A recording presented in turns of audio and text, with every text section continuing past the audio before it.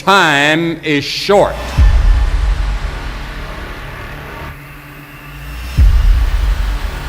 What is your life? It's even a vapor that appeareth for a little time and then vanisheth away. If someone had told me when I was 20 years old that life was very short and would pass just like that, I wouldn't have believed it. And if I tell you that, you don't believe it either. I cannot get young people to understand how brief life is, how quickly it passes. It seems like yesterday I was in school.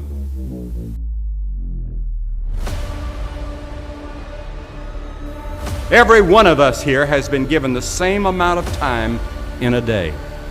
1,440 minutes a day, 168 hours per week. The days of our years are 80 years and 10. And if by reason of strength they are 80 years, yet is their strength labor and sorrow, for it is soon cut off, and we are passed away and cut off.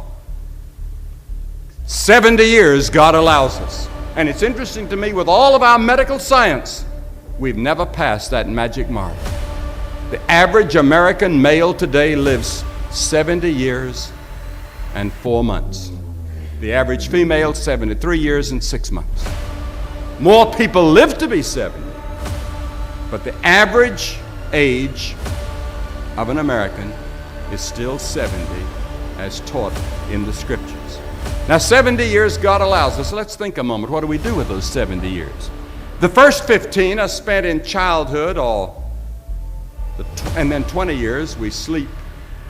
And then the last 5 years, physical limitations are curtailing your activities. They haven't curtailed mine yet, but my 5th year till 70 starts next year. Only 30 years left, and part of that time must be spent in eating meals, working, and figuring out your income tax, things like that.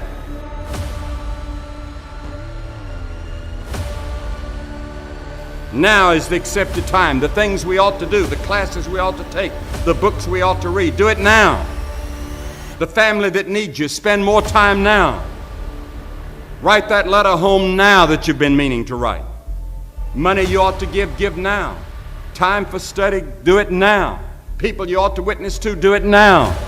Every time the clock ticks, it seems to say now, today, if you will hear His voice.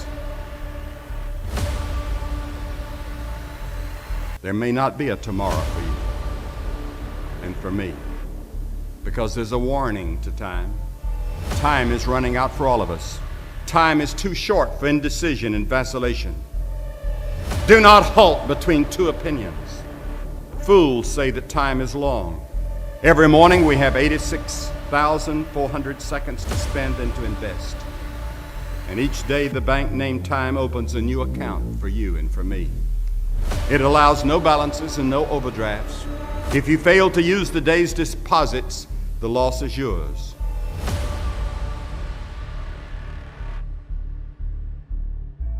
Suppose all of our members tithe their time to witness for Christ as we tithe our income for the church.